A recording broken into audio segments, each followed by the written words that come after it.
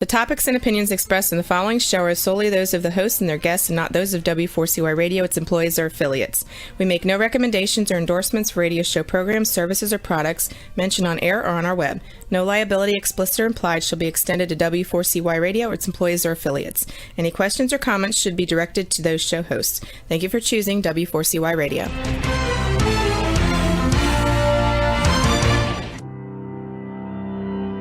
Welcome to Leadership for Life with Gina Gardner on W4CY Radio and Talk4 TV. Join your host, who is a multiple #1 international best-selling author, motivational speaker, empowerment and transformational leadership coach and trainer. She's the founder of Genuinely Hyphen You and has 30 years experience of helping people step into their genuine, authentic power. And now, here is Gina Gardner, your host of Leadership for Life.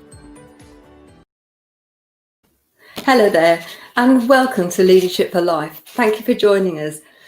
After the first section, I'm really thrilled to be able to share with you my good friend Rachel Davidson, who is an amazing novelist. The whole theme of today's show is about the spiritual journey that we have in this lifetime. It's a journey of discovery. Isn't it interesting how life offers us lessons, and when we've learnt those lessons, we're able to move on. But how often do we get offered the same lesson over and over again, and we don't take any notice? I'm particularly reminded of how we operate in terms of relationships and how many people will have challenging relationships in over and over again because they make the same mistakes. But that's true in the broader sense of life. If you think about this journey, when we're small children, there is a sense of awe and wonder about everything. You think about the children that you've watched when they're being fed and they're looking at their fingers that are all covered in chocolate pudding, and it's as if it's the most magnificent thing in the world. Or as they're going through a wood that they step through the puddles and splash in the puddles, and there's that sense of joy just from being in the moment. As children learn to feed themselves, to walk, there is no sense of, if I don't do it right, then this is a failure. They just keep going, however messy it may be, until they get it. It's interesting, when you talk to parents about how challenging it is for potty training, or, saying, well, they keep putting their shoes on the wrong feet, or that they don't know how to dress themselves. And there aren't many 28-year-olds who have the same problem. I mean, some take longer than others, but generally speaking, unless there's a real problem, kids get it. What I find interesting is that in those early days in life, their children have a sense of adventure. They are endlessly curious. Those of you that have children or spend time with children will know that by the time they're age 3, in their vocabulary are 2 words that they use more than anything else. The first is no, will you? No. And the second is why. And they can drive you quite literally up the wall. Well, why is this? And why is that? And to every answer that you give them, the answer again is why, because they're trying to make sense of the word. As they grow older, so external influences start to make a difference, and they see other children doing things. They watch the television or the media in some way, and they start to compare themselves, and limiting beliefs start to creep in. They start to believe the PR that they hear. So if parents or teachers are very critical and they tell them they're stupid, then many children start to believe that.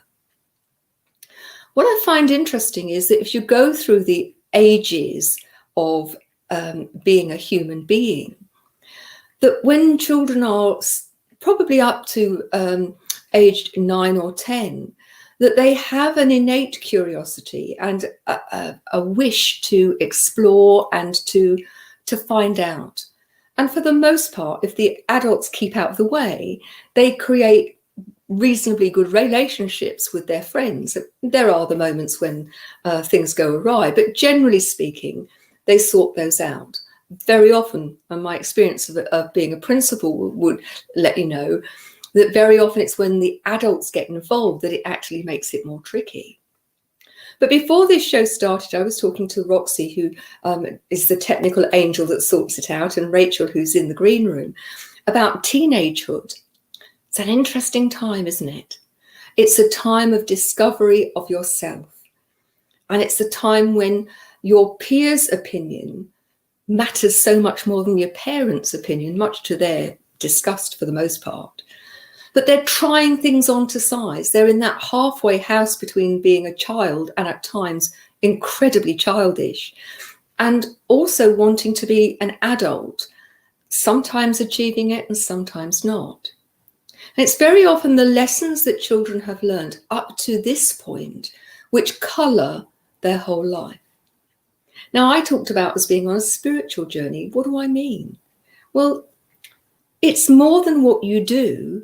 It's more about how you are as a human being rather than a human doing. It's what makes you tick. It's how do you perceive the world and how do you make meaning of that? For some people, that will be religious, and that they have a particular belief and faith that they hold dear, that supports them.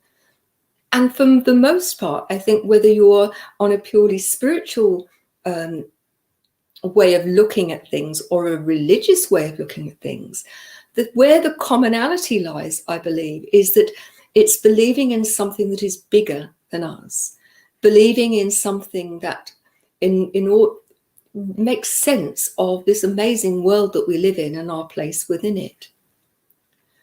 Life then happens, and most people go through college or getting a job, relationships, having children. And what I've noticed is for very many people, I mean, it's not a law, but for very many people, between the ages of 40 and 60, people start to question, is this it? Is there more to life? And if so, what is it? And they start to delve into personal development, spiritual development, to try and discover more about themselves and to create some sense of why they're on this earth. And I think for those people who can identify a sense of purpose, something that really makes them excited and makes them tick, those people have a really great quality of life, because even though challenges happen, their purpose keeps them going. For many people, I think, where there's no sense of purpose, where the days just go by and they feel a bit like Groundhog Day, and I think in this year of the pandemic, that's become even more so because there are no distractions or fewer distractions, that people start to search for something. And very often they have no idea what that something is, and that creates a tension.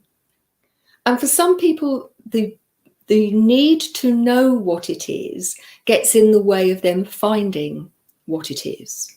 I've got to know, and I need to know now, and it's got to be a certain shape, and. So they have this blueprint for what it needs to be. And what I would say to you is, I think for me, one of the biggest spiritual lessons is that we are all, just as we are, enough. We are, each of us, amazing. If you just think about the mechanics of the body, you are an amazing machine, if you like. But we're so much more than that. We have the capacity to dream, to have a whole range of wishes and desires, passions, interests, influences. And all of those things and so much more go to make us who we are. But I meet so many people who think that they are only good enough if somebody else tells them. That even when somebody else is telling them that that's great, they will make light of it because deep inside, they don't believe they are enough. I work with clients in all sorts of situations, life coaching, relationship coaching, or business coaching. But when push comes to shove, that sense of who you are and knowing that you actually like and appreciate who you are makes the difference between a life where you feel that you're never going to measure up, imposter syndrome, lack of confidence, frightened to use your authentic voice, frightened to step out and be noticed, then your life becomes limited.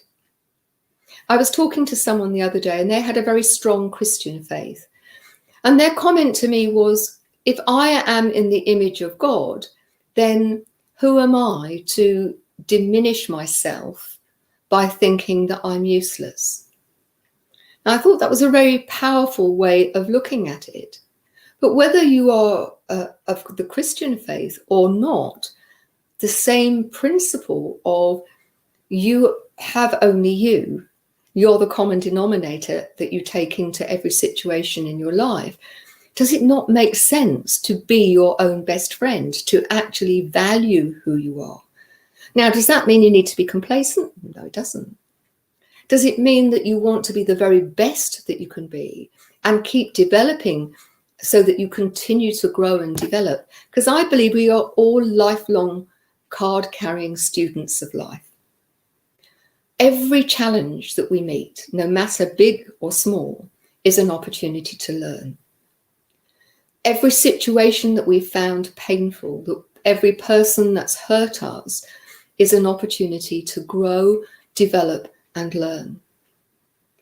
When you're able to see the gift in things, even those gifts that are incredibly challenging, the whole way you feel about them shifts. So I want to give you a couple of examples.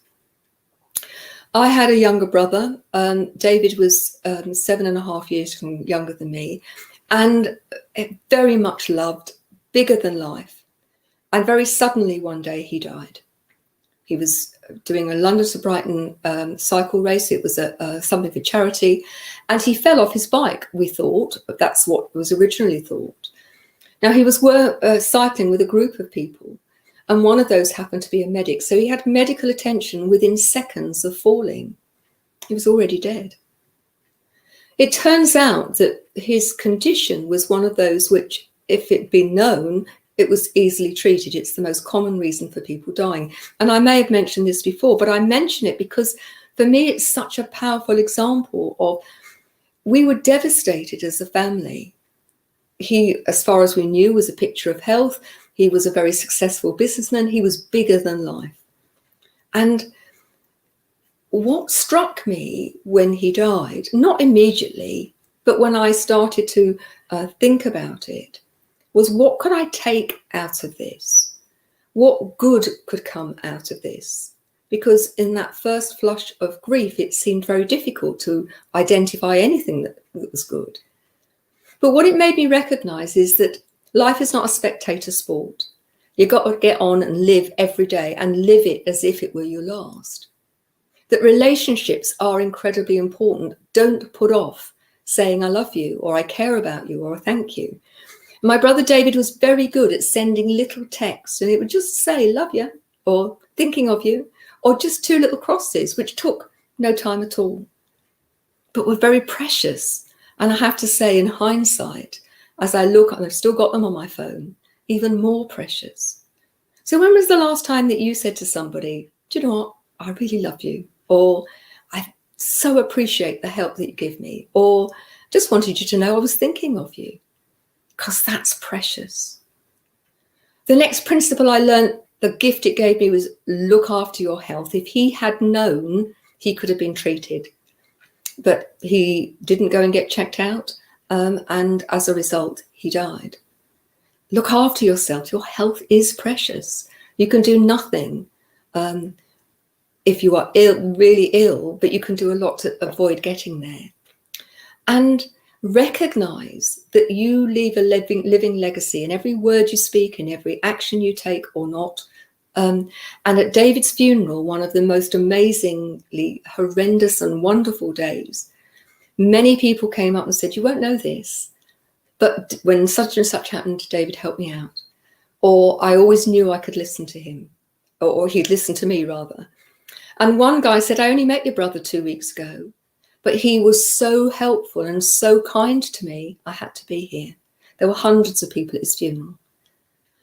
What it made me realize is that he had left such a legacy in every action that he took, He was no saint, and at times I could have cheerfully throttled him, but he was somebody who walked a spiritual path in the sense that he loved life, he loved people, and he learnt along the way.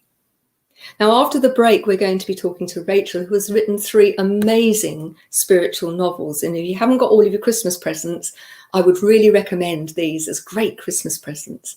But we're going to come back after the break and I'll introduce Rachel to you.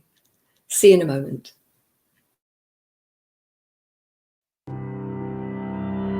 You have been listening to Gina Gardner on Leadership for Life. We'll be back after this quick break.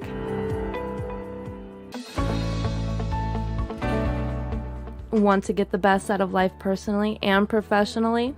Are you ready to step into a life which excites and fulfills you? Well, the right place for you is Leadership for Life with Gina Gardner on W4CY Radio and Talk4 TV. We will share with you stories from inspiring people, a wide range of guest experts, and lots of practical strategies to help you get the very best out of your personal and professional life. Leadership for Life is a radio and TV show focused on helping you live a happier, more successful, and fulfilling life. Join international best-selling author, motivational speaker, empowerment and transformational leadership coach and trainer, Gina Gardner, live every Thursday, 1 p.m. Eastern Time on W4CY Radio and Talk4 TV. Become the leader of your own life.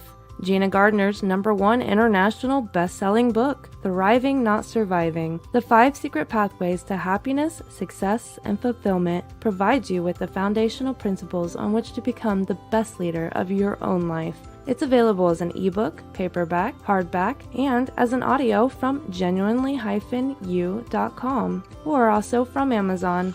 Every one of the principles have been proven to work for the countless people who have used them, including the author. Now, let's put them to work for you. If you're ready to discover your true leadership life design, accelerate your journey with an invitation to join Gina for a Leadership for Life VIP Day. Choose your journey of self-discovery where Gina will help you navigate your way to happiness, success, and fulfillment. To find out more, email gina@genuinely-u.com. Welcome back to Leadership for Life. Here is your host, Gina Gardner. Hello there, and welcome back. As I said to you before, I am absolutely thrilled to be able to introduce Rachel Davidson to you. She's a great friend, she's my right-hand woman, and she is an amazing human being. I'm going to read you her bio. As you know, I read it so I don't miss anything out. Rachel wrote her first novel, The Point of Me, Book 1, in the Beyond the Veil series in 2017, which went straight to bestseller in 14 online categories across the UK, US, Canada, and Australia. She's since published 2 more books. The latest is the 3rd novel in Beyond the Veil series entitled The Hope of Us. The latest book brings the series to a close with a thematic question: can love overcome the legacy of abuse? Rachel has a unique life philosophy that was developed partly through her experiences of working within the highly specialized discipline of dressage. Anyone who has experience of horses knows the deep connection needed between these majestic animals and humans in order to compete at the highest levels.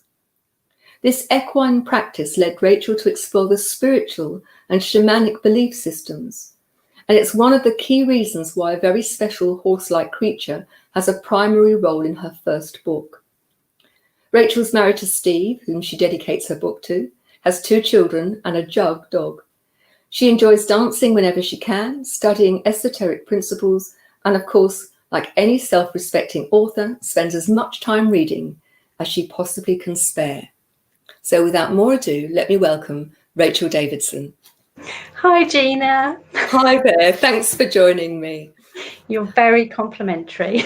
Well, I love your books. There are not many books that I can say, and let me just put this into perspective. I got the privilege of reading them at final draft stage. And if you were to look at the draft that Rachel gave me and look in the margins, I've got little comments, like a little smile. So every time it made me chuckle, I put a little smiley face. By the end of it, I also had "You owe me some tissues." And by the end of the first book, she owed me a whole box of tissues.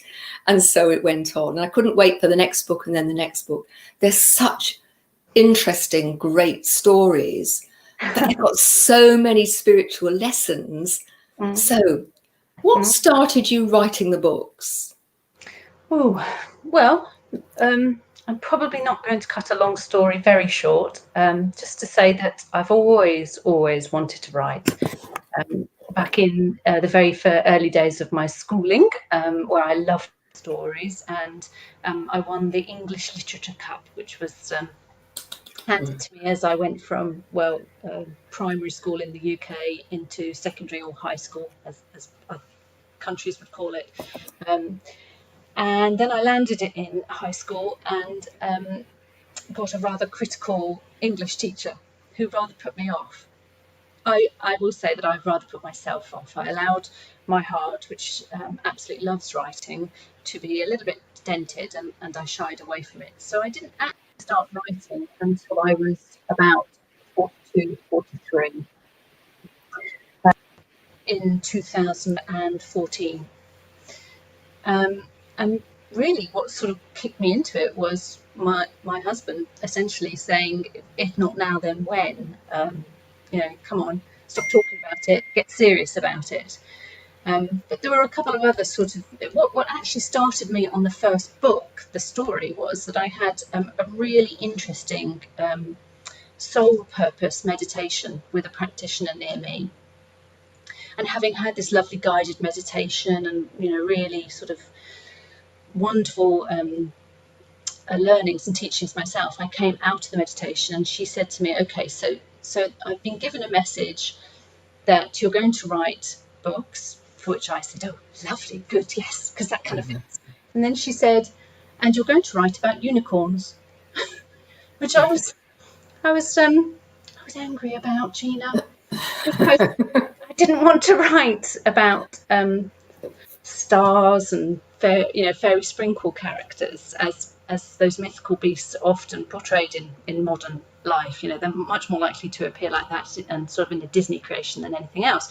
So I came back home and I stomped around and saying, oh my goodness, I don't want to write about unicorns. And my husband sort of in his usual manner stopped and said, look, Rachel, if you were going to write about a unicorn, what would your unicorn look and feel like? So I paused and he said, right, well, I'm off to make a cup of tea. When I get back, you'll have sketched out your story. And I did, on a big piece of paper, sketched out what was essentially the arc of the story of the first book. Gina, you told me to bring copies with me just to show, so I'm just going to hold them. Beautiful covers. The first book. Now, talking about the fact it's got a unicorn in it, it doesn't really spoil anything of the story because it is on the cover. So that's the first one. And really sort of, that permission is what got me started doing the writing, the permission or to go and write my version of it, to have my perspective and what my innate understanding was. Part of that conversation was, but I'll have to research. And he said, no, you already know what a unicorn is. You already know it. Write the story. So that got me started in 2014. It took me 3 years to write the first book, and having done and published that in 2017, I then took 2 years to write the second book, published it in 2019, and then took a year to write and publish the third book. So that was out this past summer in September. So let's look at because there's some really crucial core themes to each of the books. Yeah. And we, in our limited time, and I know you don't want to give the stories away, but what are the spiritual life learning themes that you cover within the books? Okay. So, I genuinely believe that every good story in whatever genre is spiritual, because all good stories take a character over an arc where they learn and and they see their world and the worlds of others, no matter what the genre, from a different perspective, and you leave the book having understood the lesson. Okay, so just to say that at first, my books are in the spiritual, mystical category because I like to delve more into the realities of the energetic body, how our thought become manifest, and what that can mean. Okay, so themes. I'm going to hold the book up again just to sort of help me remember to be in touch with it. So this is a story about a 17-year-old young man who, right from the very start, we know is going to die. He has a terminal illness. The story, therefore, is not about will he or won't he be saved, but more about will he or won't he come to understand the point of himself, hence the title of the book, The Point of Me, because the character actually does ask that. So the themes are, I mean, obviously for my first book, I decided to do something easy, like what is the meaning of life? And Yeah, easy peasy. so that's the main theme, which is why do we transition, and especially acute for a young, tragically short life. Really, he's only 17. So, but also James begins to understand that that his family are the way they are for certain particular reasons, and that sets the scene up for the other two books to come. So I'm going to hold up the second book now, The Truth of Her. This is really the story of James's sister, who in the first book is 7 years old. And obviously losing a sibling at any age is pretty awful, but at 7 is particularly tough on her. But Lyra is a particularly interesting character in the first book because amongst all of the family members, Lyra is the one who's got it most together. She's almost unworldly, spookily unworldly, which James in the first book does come to understand. He does. There's a particular set of chapters where he understands who Lyra really is. So in the second book, I go back to Lyra, literally seconds after where the first book ends, and I follow her life through. That book really deals with the issues of why bad stuff happens in life and how you can deal with it. Some of the hook lines, the headlines I use are how can you continue to be a good person when bad stuff keeps happening to you? And Lyra is definitely tested. I sort of was being a bit mischievous with this book because she was such a capable character in the first one that in the second one I kind of wanted to throw her a couple of spanners. But also I think that in all our lives, to a greater or lesser extent, we all get spanners thrown in the works. And many people will have the question, myself included, why did that happen? What am I supposed to learn from that? You said yourself in the first part of the show, your brother's death. Why would something so awful happen? What is its meaning? Mm-hmm. What am I to take from this? So that's really what the second book deals with, how Lyra comes to understand that she herself has a very important role to play, and that actually, as it is called, understanding the truth of herself is the key to going forward. So then the third book, I hope I'm being quick enough, Gina. Tell me to hurry if you must. So the third book is called The Hope of Us. And it's essentially, it brings all of the family members' stories to an end. So I won't be writing any more in the Beyond Veils trilogy. The story is done. We meet a new character, a character called Mona. And Mona is very, very interesting. And we also catch up with James's dad, who right the way through the first 2 books is a very, he's an extremely successful character. I mean, he's got all of the Western trappings of success, absolute wealth, absolute power, and yet he is emotionally bankrupt. And there's we know, if you've read the first book, we know there are potential reasons for that, but we don't really know why he's being so extreme. And in particular, in the first book, he's very strange around dealing with his son's death. And again, we don't really know why. But in the third book, we begin to really delve into that. So we have a character who is extremely shadowed, and I really go into the sort of the shamanic, energetic aspects of what being shadowed means, in terms of the energetic body and the dis-ease that we can attract to ourselves. The elementals, there are some mystics who believe that by our thoughts and our beliefs we create elementals, energetic entities that are created and go out into the world, but then come back to feed off us. And if we don't grow and change our approach to life, then they get bigger and bigger. And this is a character that's definitely done that. And then along comes Mona, who is his granddaughter, and she's going to ask the question of him, can love change the legacy of shadowness and abuse and so on and so forth? And she is not love as most people would assume. I shan't say any more than that. But it's certainly not pink and fluffy. She's not pink and fluffy, but she is most definitely the awe-inspiring love that we all actually innately know, and we all actually innately understand. And if you get in touch with that within yourself, then you are definitely living improving your spiritual journey, I would say. So those are the 3 books. Those are the big themes. What's the meaning of life and death? What do we and what should we do when bad things happen and why they might happen, and what is love and what does it actually do in the world?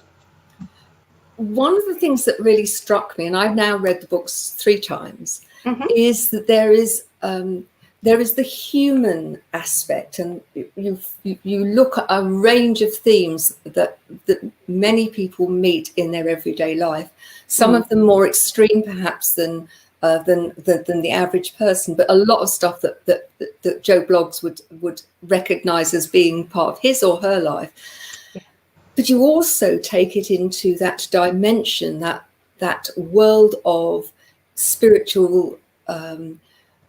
Just trying to think of symbolism and of this mythical, or who knows if it's mythical or real, I don't know. But actually, when you read it, it feels incredibly real and incredibly powerful.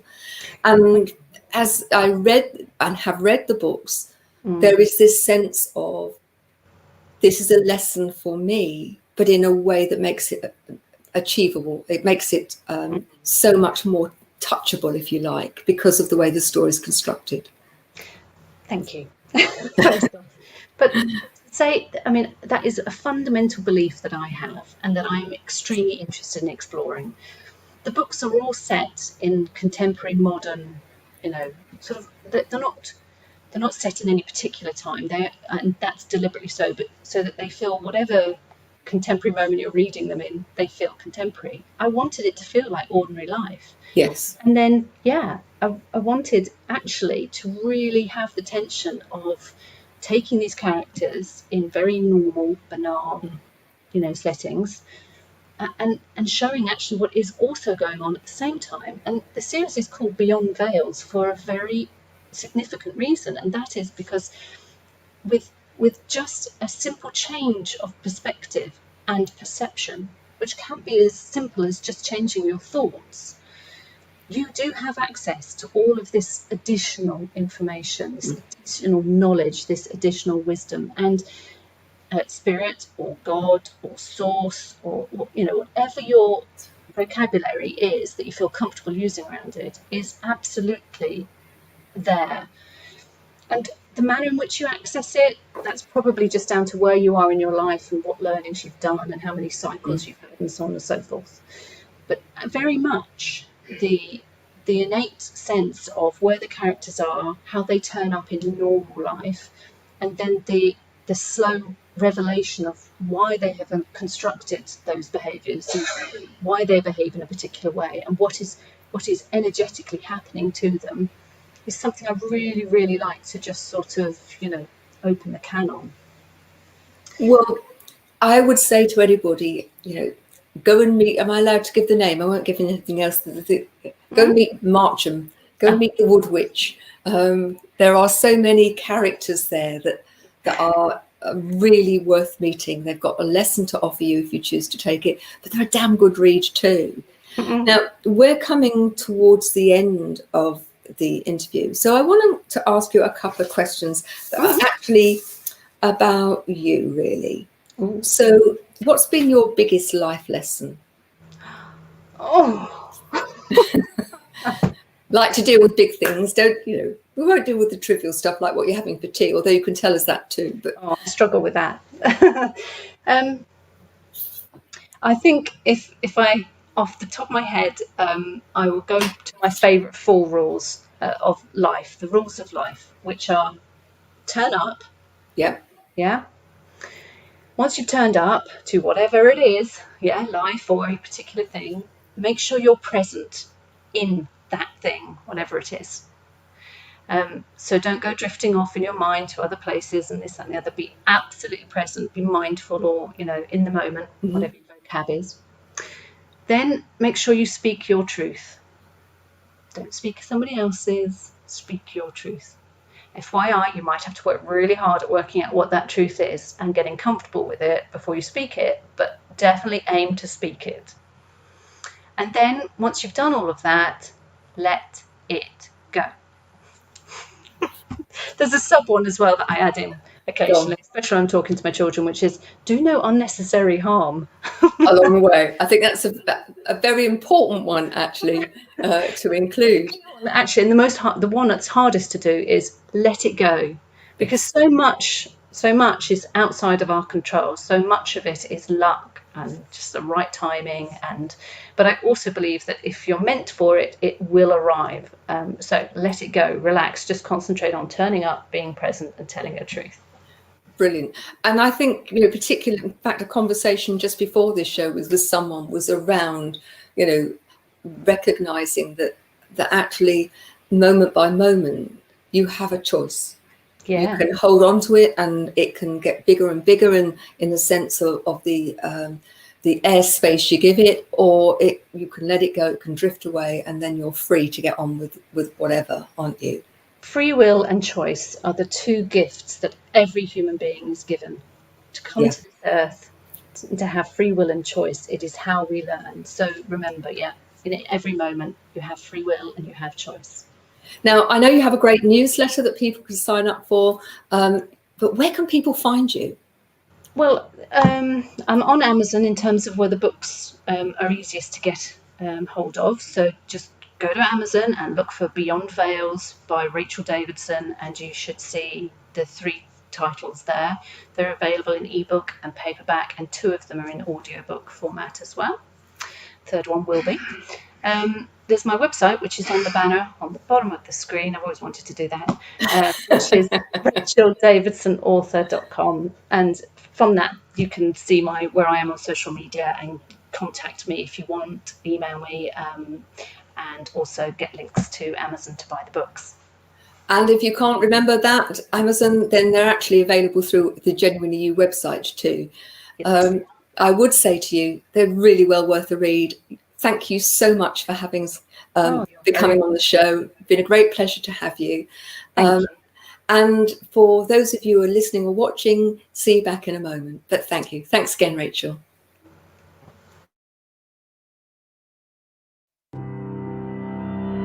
You have been listening to Gina Gardner on Leadership for Life. We'll be back after this quick break.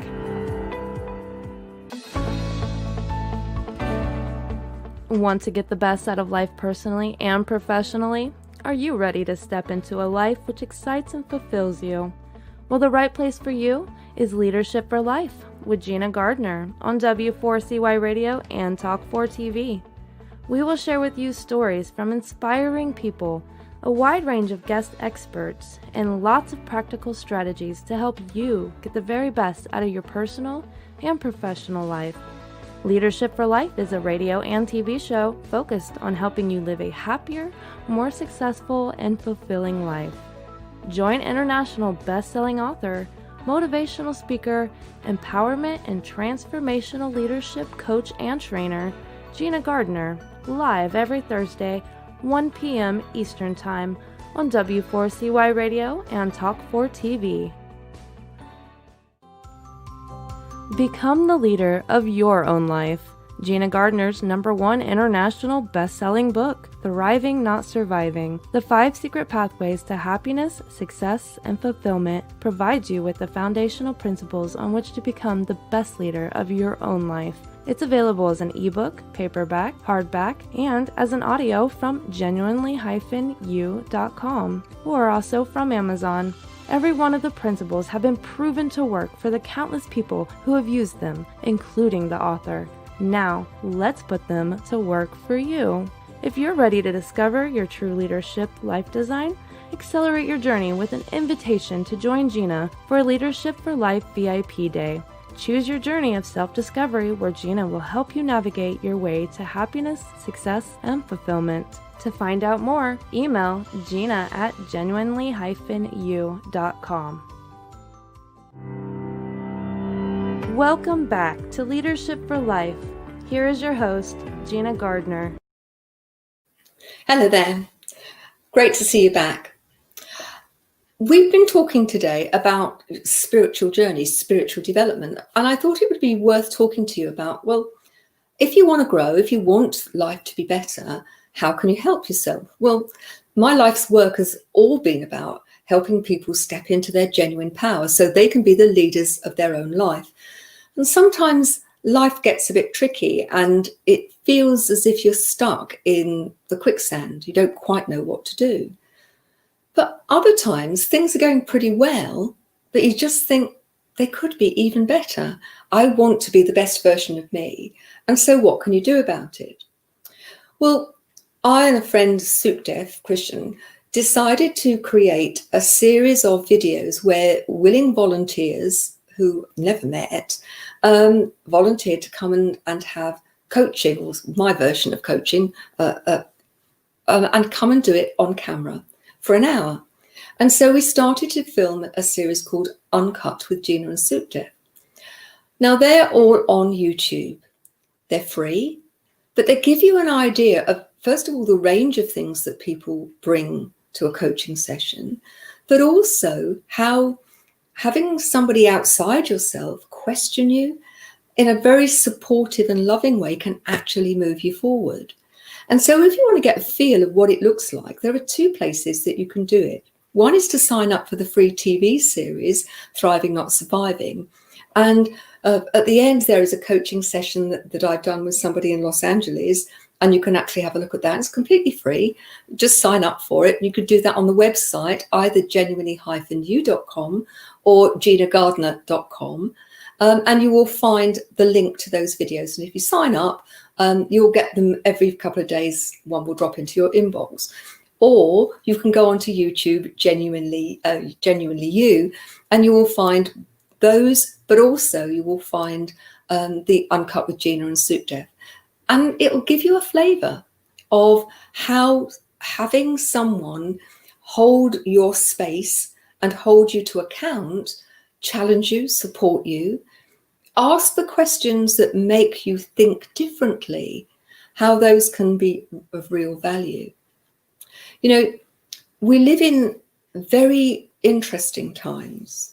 I don't know what your spiritual beliefs are, but there are many people who believe that we are moving into a new era of consciousness, one where we have the choice to stay in a vibrational setting of hate, fear, regret, frustration, all of those negative places which keep us stuck, or we can choose to come from a place of compassion, caring, kindness, loving, gratitude.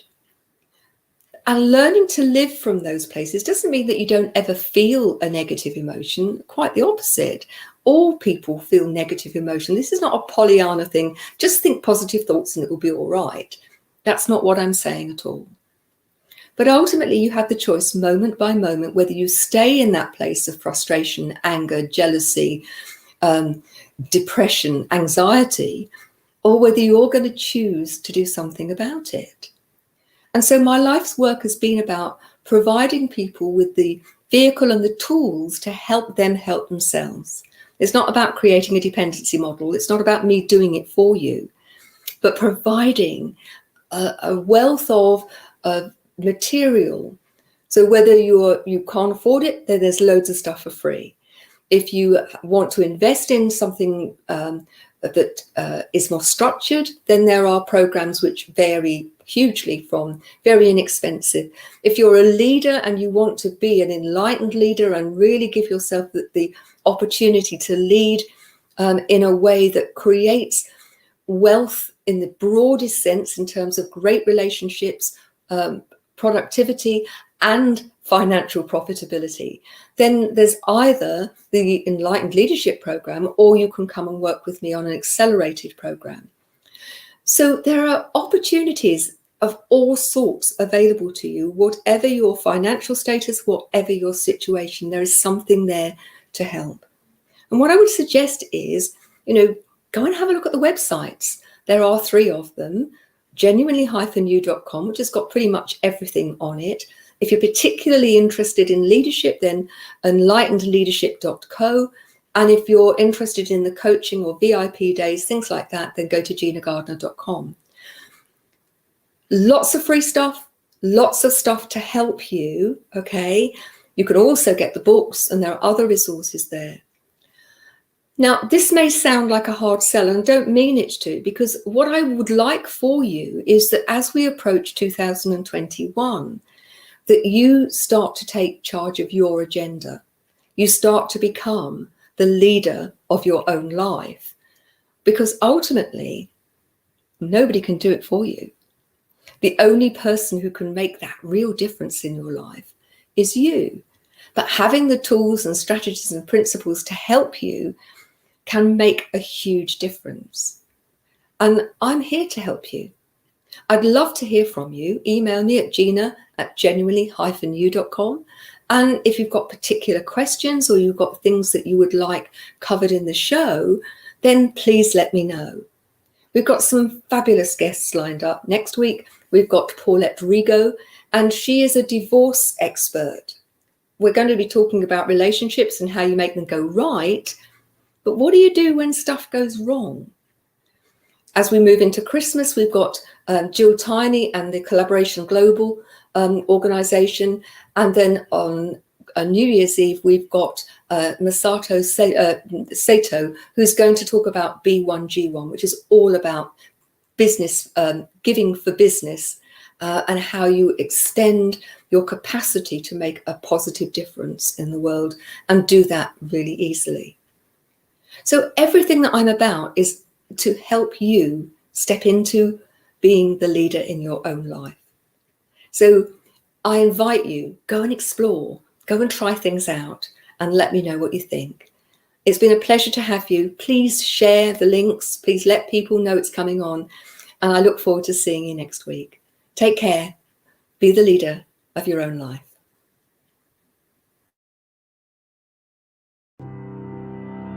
You have been listening to The Leadership for Life with your host, Gina Gardner. Make sure you tune in to W4CY Radio and Talk 4 TV next Thursday and every Thursday at 1 p.m. Eastern Time for more Leadership for Life. If you missed any part of this episode or just want to hear or see it again, you can find the archive of the TV show on Talk 4 TV's YouTube channel and the podcast of The Leadership for Life on iHeartRadio, Pandora, Spotify, Amazon Music, and wherever you listen to your podcast.